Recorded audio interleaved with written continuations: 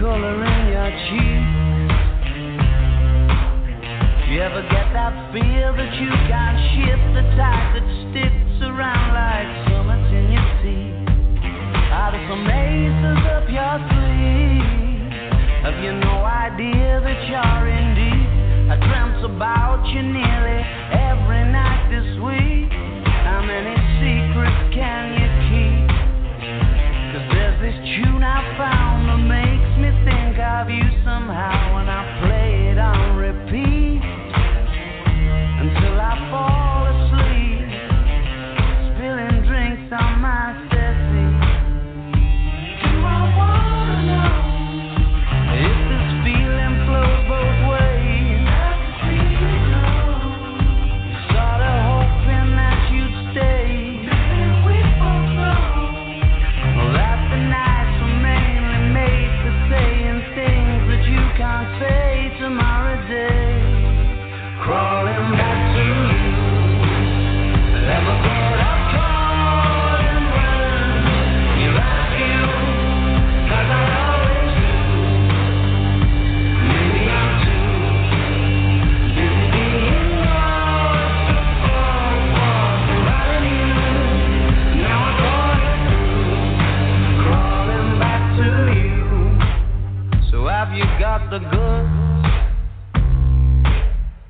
Been wondering if your heart's still open, and if so, I wanna know what time it should. Simmer down and poker up. I'm sorry to interrupt, it's just I'm constantly on the cuff. I've tried to kiss you. I don't know if you feel the same as I do. We could be together if you wanted to. I wanna know if this feeling flows both ways. We're sorta hoping that you'd stay. That the nights were mainly made for saying things that you can't say tomorrow day. Crawling back to you, and I thought I'd call and run. You better feel, 'cause I always do. Maybe I'm too busy being lost to fall for somebody new. Now I got it through, crawling back to you. If this feeling flows both ways, we're sorta hoping that you stay. We both know that the nights were mainly made for saying things that you can't say tomorrow day. Do I wanna know? So if it being lost to fall, ever thought of calling now? Do you want me crawling back to you?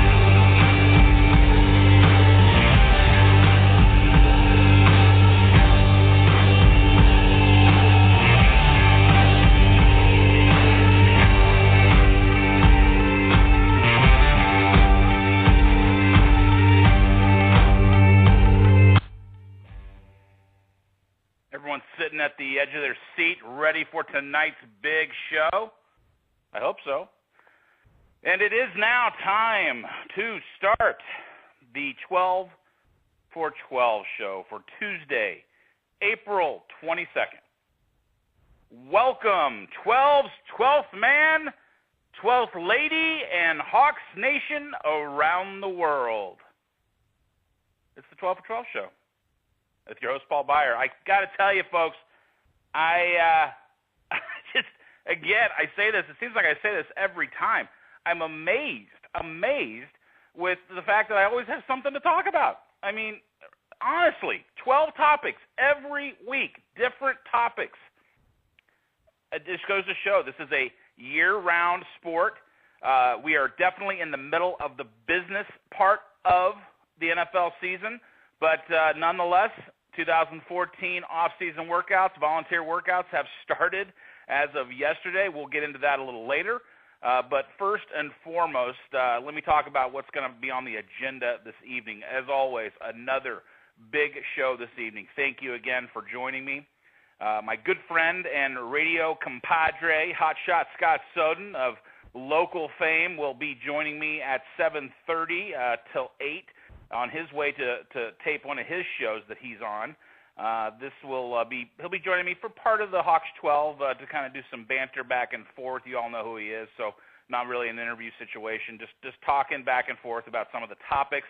Hope you obviously enjoyed last week's show with Michael Weaver, actor, 12th man extraordinaire. Check that interview out. It's up on YouTube, and it was awesome. So a lot to learn there. Funny, just interesting tidbit, but he got his Super Bowl ticket to the game from Will Arnett. And for those that don't know, Will Arnett is a very funny guy, been in tons of different things, Blades of Glory with Will Ferrell, obviously Arrested Development, one of the funniest shows of all time. So just, again, Mr. Super Trooper, Michael Weaver, and 12th Man, just, again, interesting way of getting your ticket to the biggest game of your life. I told everyone last week that we celebrated a milestone for not only the show, but for the website that goes along with it, 12for12s.com. I got to tell everybody again, it's just been an awesome celebration for me this last week. We eclipsed the 50,000 unique visitor mark on the website. Thank you so much. I hope you heard my clapping. Also, the show. I mean, I just had hundreds and hundreds of people listening and subscribing to the show, and I got to tell you, it amazes me.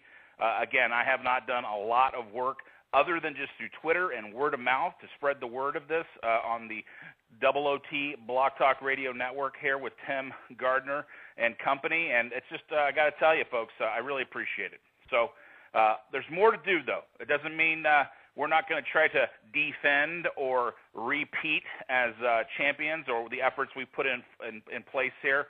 We're 12s, and we get ready to go. We got another season of this, and really it just started. Really, the season technically just started. So excited to do that. Couple of goals, again, I'll reiterate for everybody.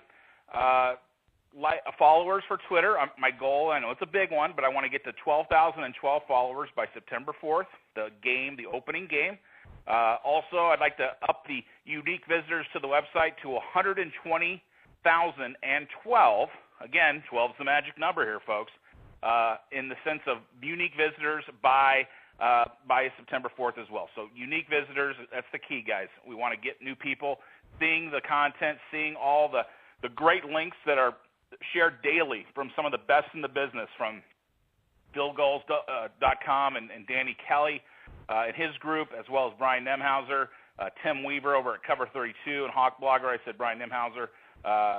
Just a lot of great content, Bleacher Report, ESPN, Terry Blunt's operation, and so forth. So, again, the bottom line is I'm going to give you guys everything you need to know daily about being a 12th man, the information, the key stuff that keeps you fed and up to date on all the latest.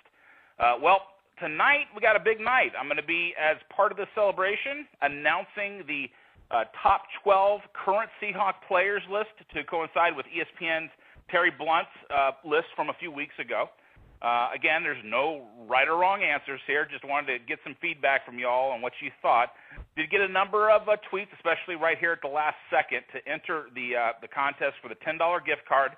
Again, that will be extended to the winner, and it's just going to be, it wasn't scientifically done. I simply asked my mom for a number, and she said okay, and I didn't even tell her why, and that's the number of the entry that will be selected. So again, you're using the hashtag 12for12s top 12. That is what I'll look at, and I'll go to Tagboard, which has been, actually, it's a really cool resource. I'm not going to get into it a lot tonight, but that's where I can see all of the tweets with that hashtag, and also from Instagram, Google+, anything that's social media. It's a great hub for looking at hashtags. So just something to think about. But that $10 gift card, I should say, will be to the winner's choice. Obviously, it needs to exist. It needs to be something that's easily done and gotten, but Starbucks, iTunes, Applebee's, whatever. So I say Applebee's. I don't know why I say Applebee's, but I haven't been to Applebee's in years. All right, kids. Well, let's get this big show kicked off. Already 12 minutes, 11 minutes in. Woo.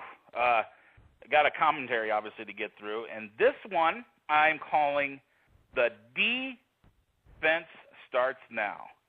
That hyphen's important, folks. I'll get into that in a little bit. Well, this particular commentary has multiple meanings, hence the hyphen, and spelling on the website. The first meaning to explore is the defense of our 2013 Super Bowl 48 win, and first of many, we all know, Lombardi trophies to come. As I've stated before, defending an NFL championship in the salary cap era is extremely difficult. The Patriots have proved it can be done, but it takes players, it takes coaches, and it takes ownership that's all working in synergy. I think it's safe to say we have that going for us. The issue is how much better the personnel department of the Seahawks has done and is getting the most out of each of the players on this current roster. Down to the sixth DB going into last season, Walter Thurman was the sixth defensive back on our roster last year, going into the season, not into the season, but into the preseason, into camp. And Walter Thurman he's ending up suiting up for the Giants this year with a one-year deal for $3.5 million. Not too shabby for your sixth defensive back on your roster. The point is, you can only pay so much to so many people on a 53-man roster. Multiple millions. I mean, think about it. There's only so many millions that we can go around. 140 million by going into this year. Actually, let me take that back. 133 million. You can only pay so much for these guys, okay? And this team has been forced to sever relationships with more than one player and not re-sign others. At the end of the day, I've counted 11 players from the 2013 roster team that are not here as at the offseason workout. Obviously, they're still kind of in the middle of their free agency, but the rest of them have been signed. So 9 of these 11 that I'm talking about have been signed to other teams. There will be more. But just to think, guys, 20% plus turnover ratio on this team right now. That's a hard feat to survive for any team, let alone the defending champs. I could take the entire composition into the future. I mean, really, we could talk about this for a long time going into 2015, 2016, and how all these different contracts we all know about are going to confront us.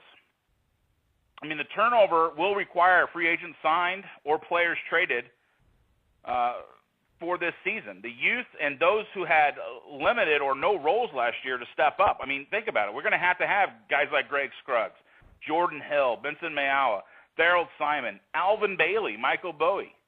Additionally, we're going to need to see Christine Michael step up. He's going to have to come into that running back role more this year. The coaching staff has already hinted at him in spades as being someone that's going to play a large part. I mean, heck, I don't know if you've read some of the links that went out. I sent out today and this morning, but Pro Football Talk from Seahawks, Seahawks 12th Man Rising, Cover 32. Everybody's talking about how ESPN's report that Marshawn Lynch is more than likely not going to be back next year. Think about that. Beast mode, not a member of this team, but when you think about it, how do you keep an aging running back? Even though he did turn 28 today, happy birthday, Beast mode. The foundation of this team is already present. We know who those players are already. The difference maker in 2014 will come from those people, but it will also come from the people we're not even thinking about on a routine basis. Teams with synergy win championships. Teams with depth and synergy win multiple. That moves me to the next meeting I posted. The Seahawks' success relies on our defense. The D is the vocal and physical trendsetter. We're stacked with the same starters from last season. I mean, really, very few people have we dropped. But it's really, again, in the depth. That's where it's going to play a factor. The long-term success will depend heavily on the ability to sign the likes of Earl Thomas, sign the likes of Richard Sherman to long-term deals. Apparently, these discussions are proceeding as we speak, and this is the season for the business side. So we hope that they can get this all squared away here shortly. There's been hints of it, and boy, I can't imagine this. Just imagine this visual, people.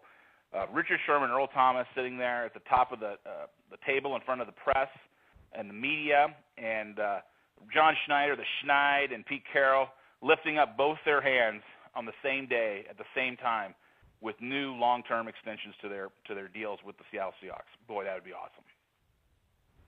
The final part of this I'd like to address is the mental approach. This team continues to undertake as part of their conditioning. Regardless of the success of these players, they almost demand that you demean them. Think about that. They want you to treat them with no respect, little or no respect. They use that as energy to keep that chip on their shoulders. It runs wild throughout the personnel groupings, from Russell Wilson to Marshawn Lynch, the entire pedestrian wide receiver group, and the 5th and 7th round defensive unit. I mean, think about all those defensive players that were drafted between the 5th and the 7th round. ESPN and NFL Network can continue to camp out in Denver this season and today, these last few days, in their attempt to ignore what happened on February 2nd. I mean, it's just obvious. They want nothing to do with us. They want to make this about Peyton Manning. They want to make this about anybody else other than us. And you know what? That's fine by me. Just going to keep that fuel, that ship growing for these players, and that just means they're going to play that much better. We all know it wasn't a joke. This team dominated the best offense in history on both sides of the ball back on February 2nd. They played their best when it was demanded of them. We'd like to think it was because of us 12s. Actually, though, it was because the players demanded it from themselves. You can see that desire on display with last week's getaway of the offensive unit, minus the linemen, of course, the big boys, like I say. You know, we don't get treated the same respect. They give us a steak dinner a couple times a year, and that's about it. But as we know, Russell Wilson took all those special players, wide receiver, running back, tight ends, took them down to Hermosa Beach, family getaway, but they worked. And they worked with not just practicing together, running routes, but they worked on synergy. They worked on being teammates with one another. Russell Wilson's demanding a greatness and work ethic from his team, and they are answering the call. You know, it transitions to yesterday when these same players show up in troves from all over the country for these voluntary workouts at the VMAC prior to these OTAs that start next week. Minicamp beginning, obviously, in May. Everybody was there. Everybody was talking about it. All the big names. In particular, I'd like to mention a player who was almost a figment of our imagination last year, a 12th man who, in a lot of our 12th man hearts, I think all of us started to think of, God, this guy could be really special. And that's Australian run-stuffing defensive tackle and ex-Bama player, Alabama player, Jesse Williams. I started following this young man on Instagram a few weeks ago, and I've been taken back by this gentleman. I mean, the fact is, the work he's putting in is awesome. This is a guy who, you know, he's been here in Seattle, first of all. He hasn't been in different parts of the country. He's been spending his time here in Seattle. He's getting ready to play football again. He was out the entire year last year with injuries.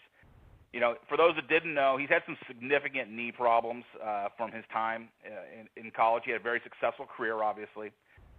These were concerning to many people. I mean, his draft stock dropped because of it, but everyone said, this guy's a steal in this draft. The Seahawks really got something special here. I think the Seahawks mantra hit him square in the eyes. I think it appears to me that he is making all the effort a person can to come out ready to play this season. It's really quite interesting. Do take a look at it. Jesse Williams on Instagram.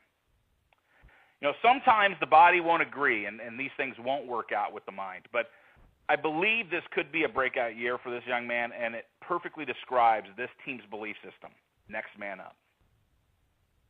All right, that's the end of my commentary for this evening. I'm going to take a quick little break. We're going to come back, get into some of the interesting topics, the Hawks 12 this week, and then after the bottom of the hour here, Scott Soden will be joining me, Hotshot Scott Soden. So remember, all my commentaries, all of my interviews through the week, for each week's show, I do post those on YouTube, so check them out. And I'm also utilizing SoundCloud now and putting those from time to time on there. And those are the nice thing about that is you can download the app on all your different phone devices, iOS or Android, and get access to that anywhere.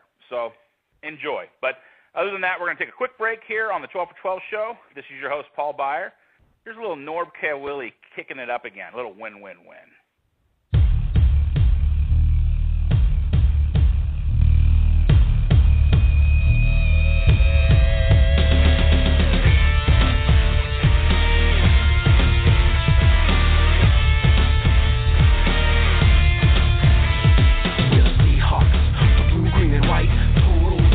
With the fight, he's taking control. The one that we trust. The name is Russell Wilson, and he's dangerous. We're bigger, faster, stronger, louder than yours. We want the ball, hell yeah, we're gonna score. Hold on to the rock, cause the temperature is hot. You know the club, man, we'll be rocking tonight. Let it hit ya. Let's stay hard. Let it outrun ya. Let's stay hard. Who's gonna blitz ya? Let's stay hard. What's important now? Win, win, who's gonna back ya? Let's stay hard. Who's coming at ya? Let's stay hard. Who's gonna smack ya? Let's stay hard. What's important now?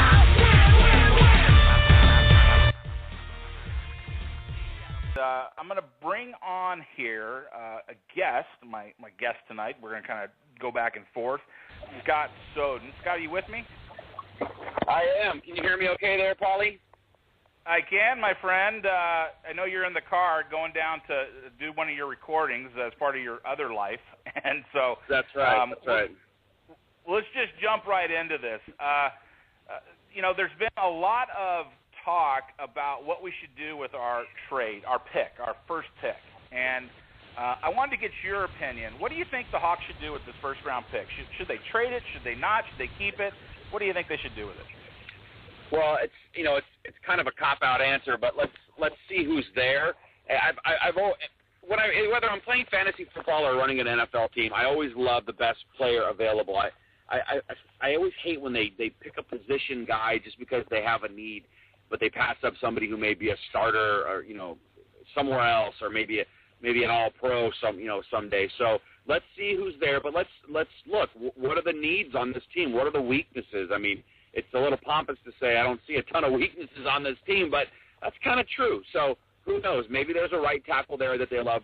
One thing we do know about this team is that the first couple rounds are usually kind of head scratchers. We're not gonna. I don't think we're gonna get blown away by any blockbuster deal or somebody's gonna slip and we're gonna be all excited. So I think we should set our expectations where they should be and where they have been the past couple of years. Like Christine Michael, what?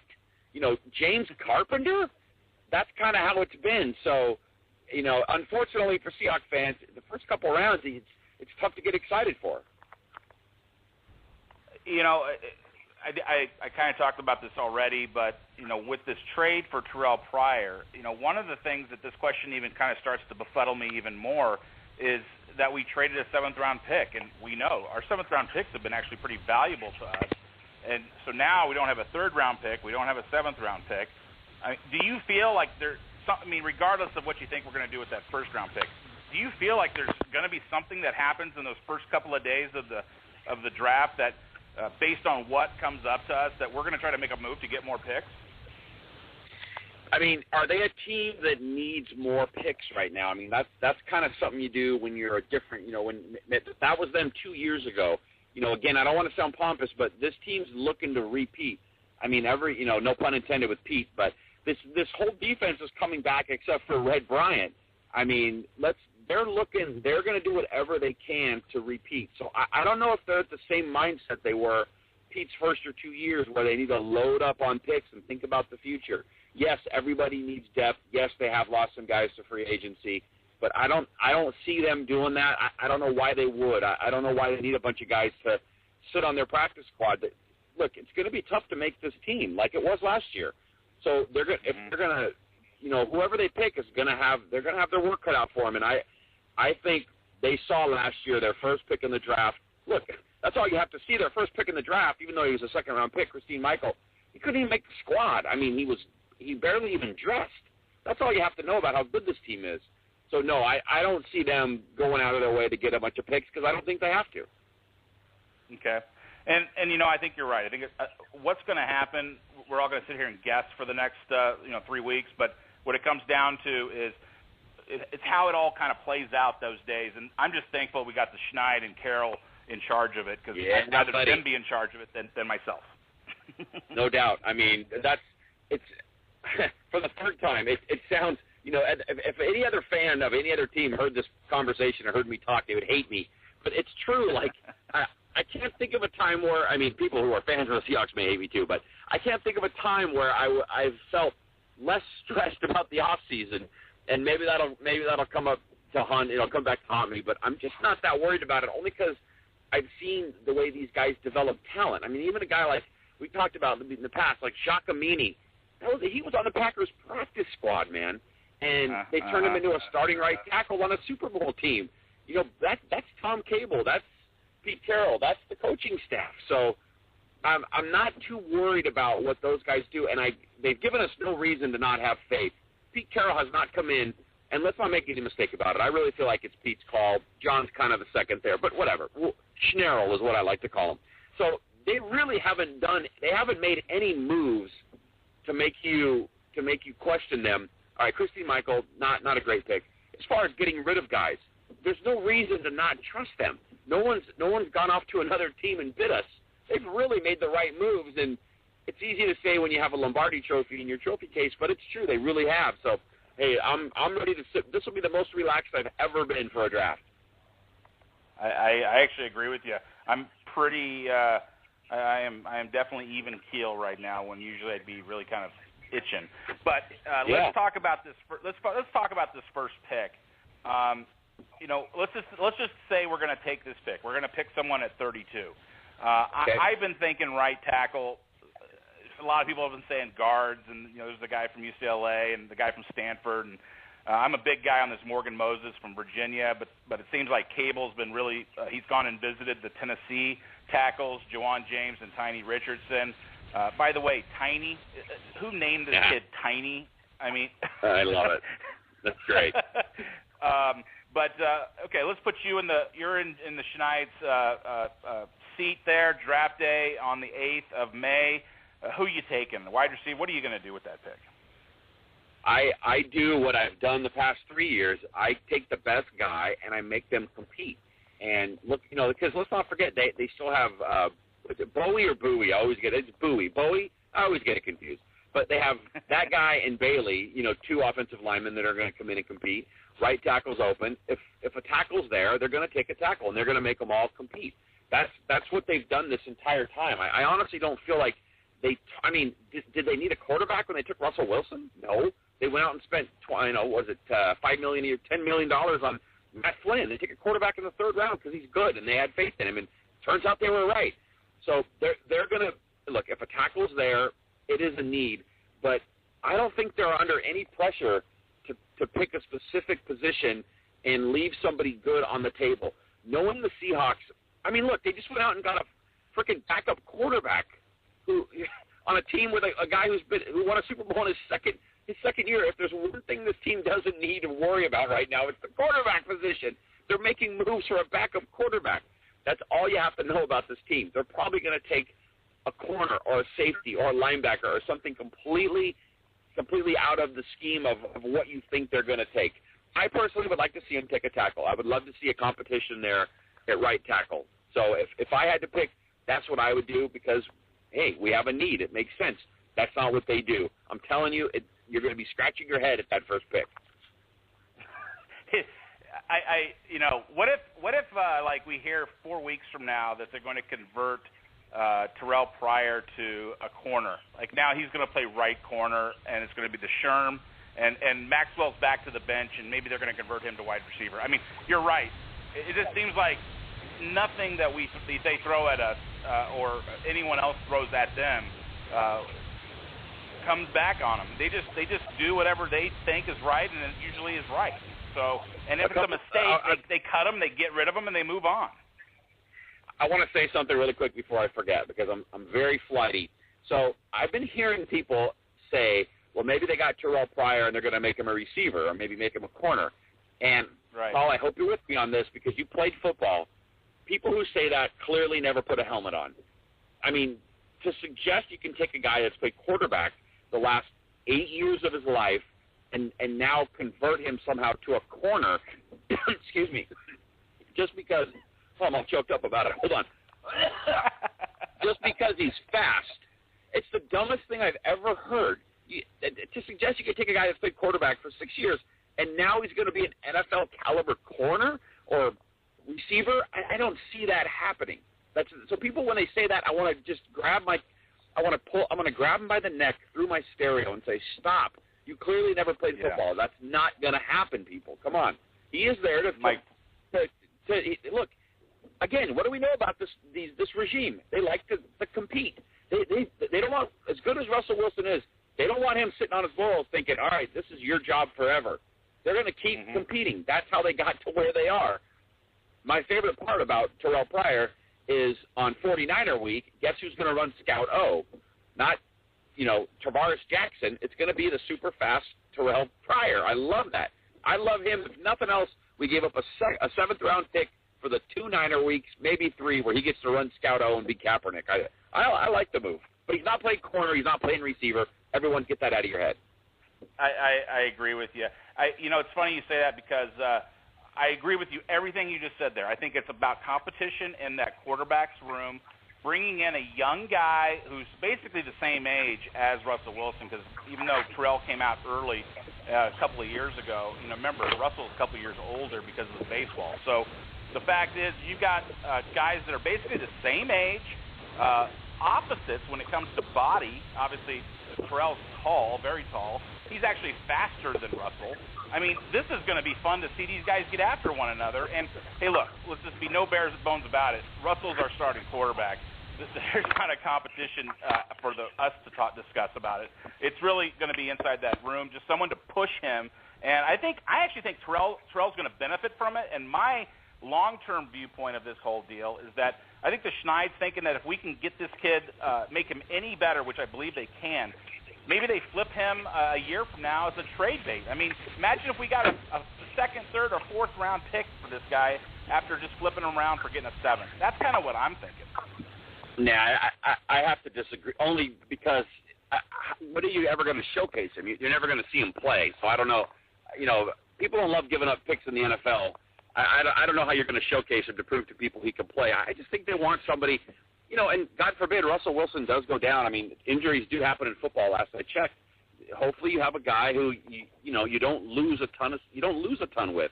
They're going to have to coach him up, obviously, but it never made sense to have Matt Flynn come in and back up Russell Wilson. That offense is not set up for a guy like Matt Flynn. It's set up more for a guy like Terrell Pryor. So I think they're going to give him a legitimate shot to be the backup. And I still can't believe that Russell Wilson is the 3rd highest paid quarterback on this team. That's so crazy. But I'm not crying for him because he's going to get paid at some point. I have a feeling he's going to get a couple bucks coming his way. Yeah, and I think Microsoft paid him a couple of bucks to go ahead and promote the Xbox One. So I'm sure there's deals are getting done on the side there for the man. He'll be just fine. So let's move on. Let's move on to the next topic tonight, and then. ESPN's Terry Blunt has come out with a couple of different lists, and one of the things he mentioned the other day is the 2014 breakout player that he's kind of foreseeing this next year. Now, he listed on his list Christine Michael, and that's kind of been a pretty average person for people to say. It's been very popular. Who do you see as the breakout player of 2014 for this Seahawks team? Well, that's a tough one. I mean, yes, I would love to see Christine Michael break out, and I think he's capable. I just don't know when he's going to get carries. I mean, he's the 3rd-string tailback right now. I mean, he couldn't get out Turbin. So I don't know why he would be the breakout player. He's not going to. It's like trying to showcase Terrell Pryor. When are they going to get their reps? I mean, right. Is Jermaine Kearse too good already to say he'll be the breakout guy. I mean, to me, I think Jermaine Kearse is the guy to really look for, especially with Golden Tate gone. He's going to get more reps. I can't wait to see what Kearse does this year. All he's done is improve. And I also like Luke Wilson a little bit. You know, even though he had that drop in the Super Bowl, and I still want to choke him for it, I think it was him that had the drop. Anyway, maybe I won't choke him. I think Luke Wilson is the guy that could really, really step up as well. So if I had to pick two, I would say Jermaine Kearse and Luke Wilson. You can't pick anyone on the defense because they're all good already. Yeah, I mean, what do you – oh, Earl Thomas. No, that's not a good one. Okay, but you're right. I think you're right. I mean, Luke Wilson, I think Anthony McCoy is a good pick. I think in my personal pick, I know this sounds crazy, but he only played a game and a half for us, Percy Harvin. I mean, you can tell me his numbers are going to be better. I can't wait to see Percy Harvin on the field for 16, well, I should say 19 games next year. I think it's just going to be crazy. Go ahead. Again, with Percy Harvin, it's tough to call it a breakout because he was basically the MVP of the league, you know, a couple of years ago through 6 games. I mean, we know he's good. He's proven it, but I can't wait to see a healthy Percy Harvin too. And I hate hearing everyone say, oh yeah, well, if he's healthy, all right. Well, that's not really how you build your team. Yes, you can say that about everybody. Let's go into the season assuming he's going to be healthy because he hasn't, you know, you can't build a team like that. So I want to ask you, what do you think about our receiving core now? With, you know, when Golden Tate left, people were ready to jump off a cliff. Well, you basically played the whole year without Percy Harvin, so you're kind of swapping right. Golden Tate for Percy Harvin. Jermaine Kearse should be better. Doug Baldwin's back, and you got Sidney Rice back. We'll see how healthy he is. The receiving core with a healthy Percy might be better than the Super Bowl receiving core. I actually agree with you wholeheartedly. Not to take anything from Golden Tate, but I think Percy Harvin that's his position. So you're subbing out Tate for Harvin, like you said, previous MVP candidate. He's used to putting up big numbers, and we see what he can do with a fly sweep, a couple of handoffs from Russell per game. I mean, this guy's going to be huge, and adding him in there with Doug, who's going to be better, with like you said, Luke Wilson, Anthony McCoy, Jermaine Kearse. And one thing, and tell me if you agree with me, but I think that last year going into the preseason, just with the knowledge that Percy was going to be here, you saw how much better than the year before, 2012, our receiving core got. I think it's going to be, again, more challenging, more competitive in that group between those guys. Granted, they do get along well, which is great, but I think they're going to get even better because of that competition. I just think this competition mantra has really spilled over into each department of that team. And I think that they're going to be, like you said, I think they're going to be better. And interested to see how this Chris Matthews guy via Canada and Kentucky kind of pans out. And then Sidney Rice, like you said, if he's healthy, and obviously I don't think they would have signed him unless they thought he could come and do something. Granted, he's had problems with his legs and his knees, but hey, the guy is fast, the guy is tall, the guy's big, and he's put up big numbers before. So you're right. I think it could be surprising to everybody that these pedestrian receivers could be pretty darn good. What are your thoughts on since we're talking about it? What are your thoughts on this competition and the Percy effect as a competitive ingredient in that group? You mean having Percy Harvin there? You mean like going out and getting the guy who's established and making the receivers play harder? Is that kind of what you're talking about? Yeah. I mean, did you see the same thing I'm talking about in how much better that group got from 2012 to last year? And do you see that continuing because Percy's in that room? Yeah, it's human nature to not want your minutes to get eaten up, and these guys have done a great job of finding guys with something to prove. I mean, 2 years ago, whatever Doug Baldwin's rookie year was, he was the best receiver on the team. That was 2011, and then 2011, and then 2012 he was banged up, had kind of a down year, so he had something to prove. And so this year you have Sidney Rice, who's making about a fifth of what he used to make, which he's probably getting paid about where he should be. He's only 27, by the way. He's looking for another contract. He's got something to prove. These guys, they've set it up perfectly with guys who none of them feel safe at all. So you're right. I think bringing Percy Harvin in, and that goes back to bringing Terrell Pryor. And I don't think Russell Wilson thinks his job's in jeopardy, but they did go out and get another 24-year-old really fast quarterback who was really good in college. So, yes, I totally agree. They've been the masters of that, and they've said it from day one. And we, people in sports radio make fun of them all the time. Compete. That's what we do. We're going to compete. And we think it's just Pete being a blowhard and saying all the cliches. But he's right, and it makes players better. I totally agree with that.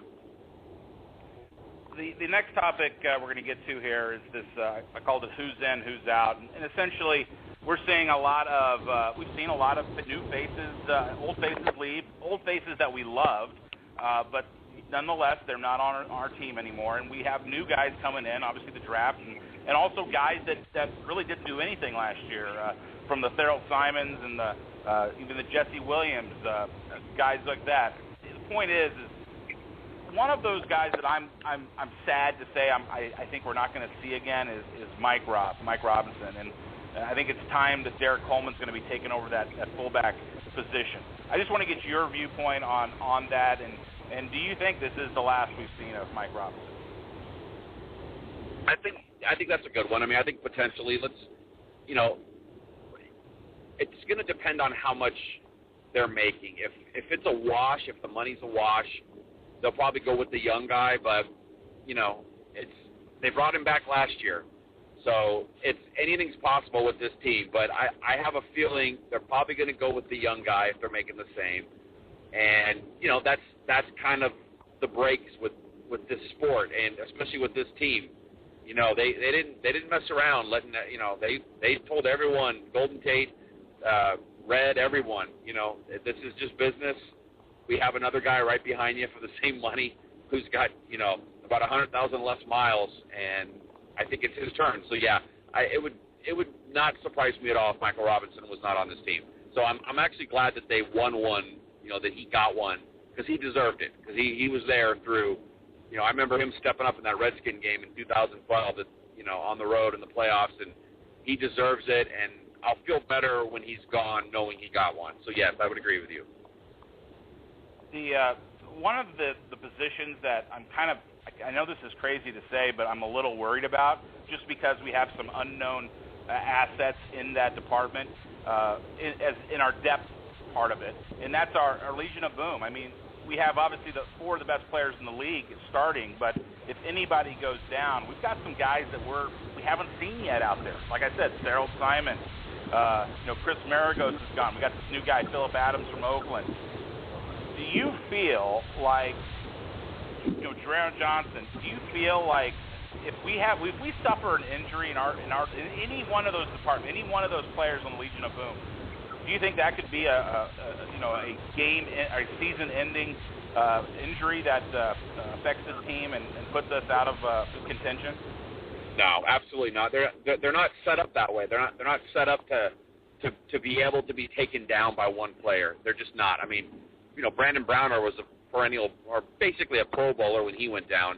If we were doing this radio show a year ago and I said, what do you think about Byron Maxwell? You would have gone, I don't know. I've never seen him. Who knows? They're kind of set up that way. Of course, if Earl Thomas or Cam Chancellor goes down or Richard Sherman, it stings and it hurts, but they are not set up to be taken down by one, two, even three players. I mean, three starters would really sting, but definitely not. They're not going to be taken down by. If you pick one guy other than Russell Wilson, he goes down, they're going to be a very, very good team that's going to make the playoffs and be in it. So, no, I don't see that happening. And, we don't know who's sitting there on the practice squad. When Browner went out, Browner was like my favorite one of the league. I loved him. When he went down, I remember Earl Thomas saying, oh, you guys haven't seen this Byron Maxwell guy. And I remember thinking, all right, well, of course he's going to stick up for his teammate. He's going to, talk him up and be proud of him. And he was right. I mean, he's like, you guys have no idea who's sitting behind us. And we don't. So, no, I'm not worried about it. It would be awful. I would be devastated.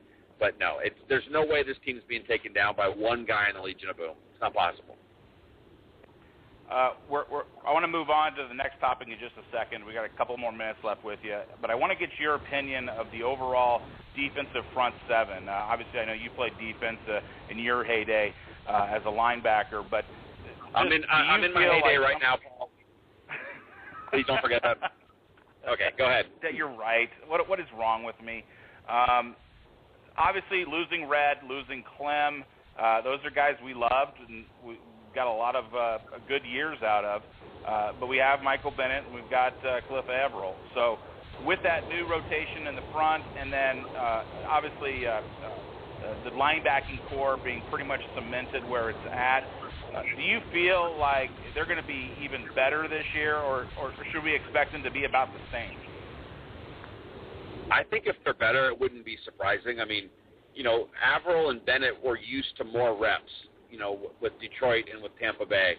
So now let's give these, your starting defensive line has Cliff Averill, Michael Bennett, and Brandon Mebane, and, maybe Scruggs or Tony McDaniel or someone, that this defensive line is going to be very, very good again. You went out 2 years ago and got not only the top defensive lineman free agent, but for 1 and 2, you should be set up pretty nicely. I love Red Bryant, and I don't want to sound like sour grapes here, but he wasn't quite as effective as maybe he was a couple years ago. And I think you can afford to lose him, especially when you have Bennett and Averill and Mebane. And whoever the fourth guy is, I heard Scruggs is, coming back from the injury. He's going to look, he's looking nice. He could be a guy.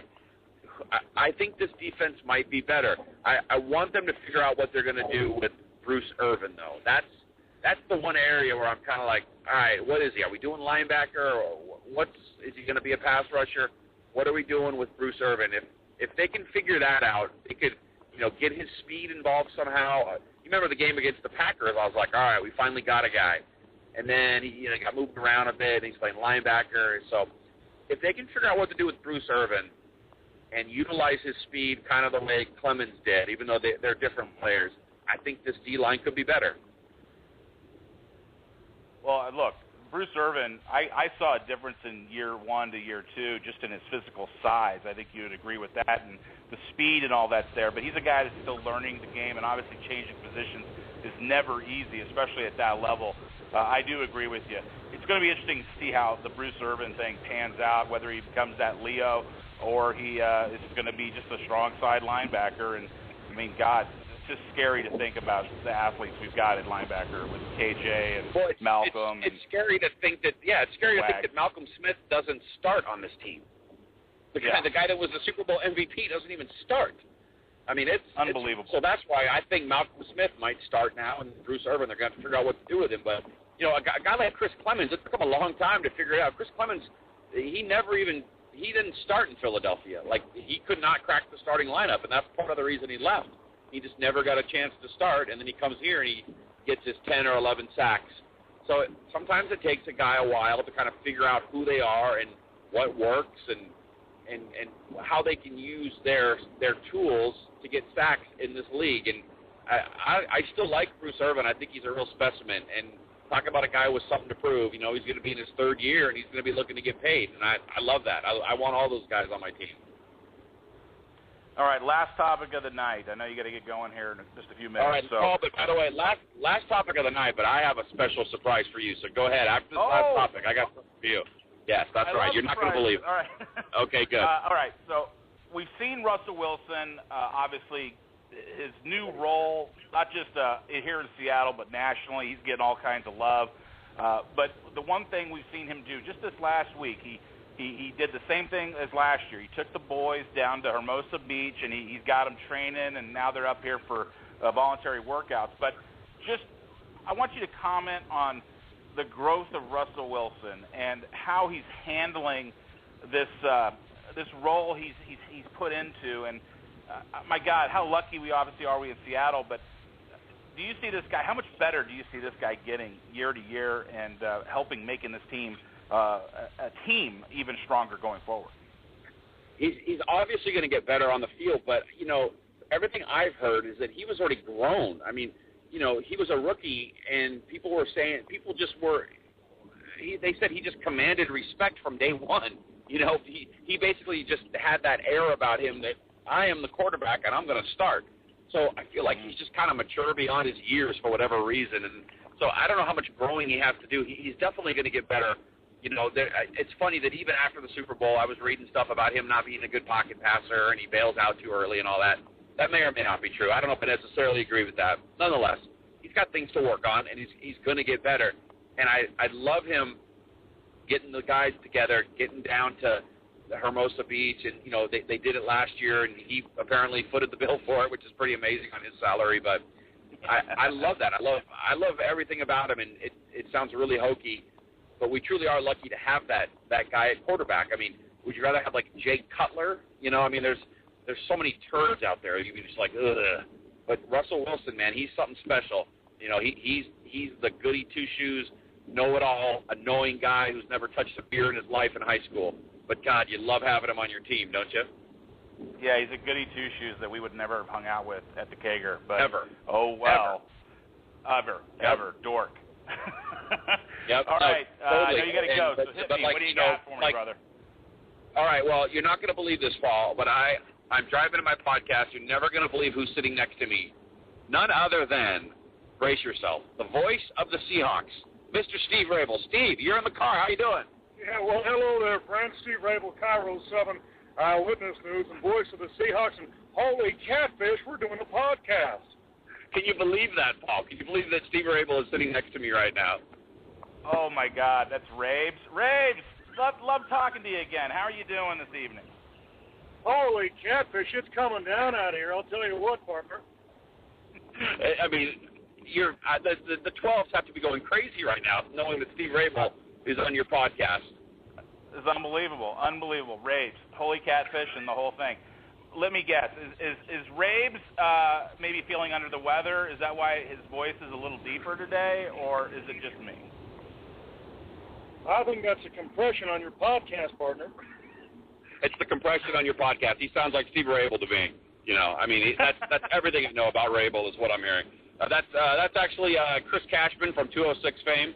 I don't know. Spoiler alert. Yeah, spoiler alert. Yeah, I know. So Chris and I are heading in to do our podcast right now, but I just wanted to make you think it was Rabel for a few seconds. You had me for about a half a second, and half a second. Come on, it's the best Rabel you've ever heard in your life, only because it's the only one. It was yes. That's exactly right. Nobody can do Rabes. Well, hey, fellas, thanks so much for being here, and I love the little guest spot by the Rabes at the end. Scott, take care of yourself. Thanks again for being on. We'll do this again soon, all right? Yep, anytime, Paul. Give me a call. Thanks, man. Take care. All right, you bet. Go Hawks. That's right, baby. All right, kids, that was our good friend, as I've said before, Scott Soden, Hotshot Scott. He's going down to currently get his own podcast recorded, so nice of him to join us tonight. Again, everybody, follow him on Twitter at Scott Soden. It's real simple, at Scott Soden, SCOTTSODEN, as well as follow him on his website, Hotshot Scott. Real simple, HOTSHOTSCOTT. Boy, do that 3 times fast. Whew. All right, kids, we're going to take a quick break. Going to come back, round out the group of topics this evening, Hawks 12, and I actually got to go back because we skipped over just a few. It's going to be a fast and quick and heavy final 28 minutes or so on the show, but thanks again for everyone joining us. This is 12 for 12s with your host, Paul Beyer. Let's hear a little winner from our East Lake Community Church gang. This is just a great cut. Be back in just a few minutes.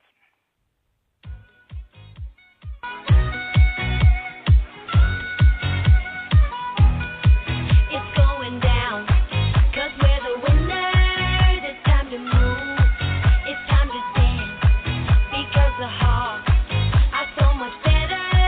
We are the ones you won't forget.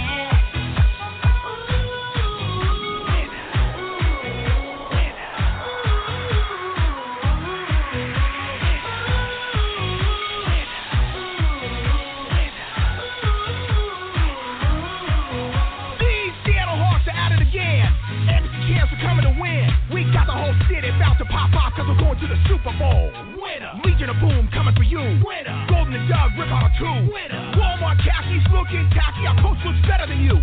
Winner. Everybody lose control. We're going to the Super Bowl. Cameron Chancellor always see it. Michael Bennett, Dirty D. Your season's over, 40 whiners. Watch our game in your recliners. Colin K, please go away. Don't forget your beat my You're going brain. home, 'cause we're the winners. I'm sure you'll cry, I'm sure you'll whine. We're talking tons of trash on Twitter.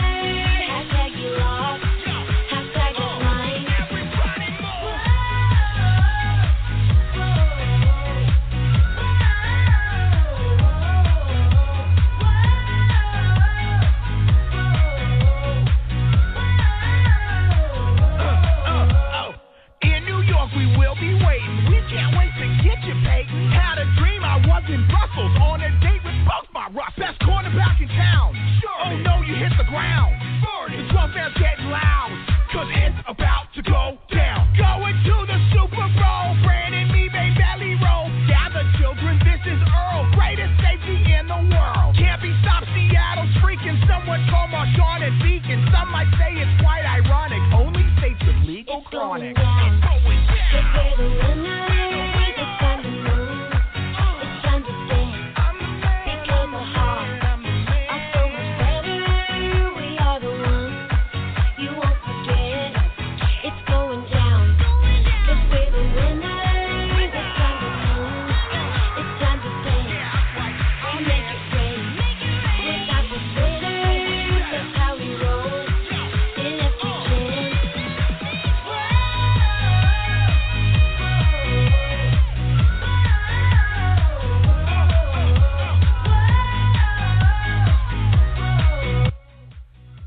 All right, folks. Well, that, believe it or not, is the end of the show. I'm gonna have some shout-outs now. I got a couple more minutes left, and then we'll rock out with a nice cut from the jukebox. But first of all, let's say thank you to Scott Soden. Scott Soden, obviously Hotshot Scott. Everyone knows him from local fame radio. Scott, you can follow him on Twitter at Scott Soden, SCOTTSODNEN. Sorry. Also, I'd love to tell you to follow him on his website for his podcast at Hotshot Scott, HOTSHOTSCOTT.com. Also, I want to thank everybody that helped with the gift card promotion and just promoting the website and also the show in general. Phoebe, Rachel, Joseph, Tina, all of you out there, I really do appreciate all the OOT team members and your promotion assistance. Also, got to give a shout-out to the fellas down in Texas and their Subway lunch gathering to listen to the Hawks 12. I love you guys. Thanks so much. I hope you're enjoying this. Give me some more feedback. Also, I'd like to let everybody know, again, all these interviews are on YouTube, the 12 for 12's page on YouTube, so please subscribe to them. Also, subscribe to our iTunes for Double Overtime. If you search for Double Overtime, and that's obviously with a space between the two words, or 12 for 12s, and the space between 12, space 4, space 12s, no apostrophe, you'll find our shows there, okay? And please subscribe to them on iTunes. Same thing for TuneIn Radio. Use the application for Android users and iOS users. You can download that application, TuneIn Radio, and it'll allow you to see and hear all of our shows. So check that out. We got a big show tomorrow night on OOT. I'm real excited about. Pamela Michelle will be joining Tim Gardner and myself, the Sporty Diva, SPORTYDIVA. She's a fun one, back from Texas, or I should say, back from New York. She is going to be on to host the show with us. Barry's going to be out, and we are going to be doing that famous random shot round. Should be interesting with Pamela. Other than that, I want to send out a special thanks to one of our new sponsors on Double Overtime, and that's the TYJ. And, again, you guys can check out TYJmovement.com. They have a number of different products available, hats, clothing, hoodies, shirts, and so forth. Check them out. They got some pretty cool designs. Anything you want to get on there, use my name. It's Paul O.T. Just use Paul O.T. and you'll get 20% off. So check that out, folks. That's a new thing that's happening here on OOT, and please support them at tyjmovement.com. Okay. Well, hey, go kids. We got 2.5 weeks to the draft. I can't wait. Other than that, go Hawks, go M's, and good night. We want information. Information. Information. Who are you? The new number 2. Who is number 1? You are number 6. I am not a number. I am a free man.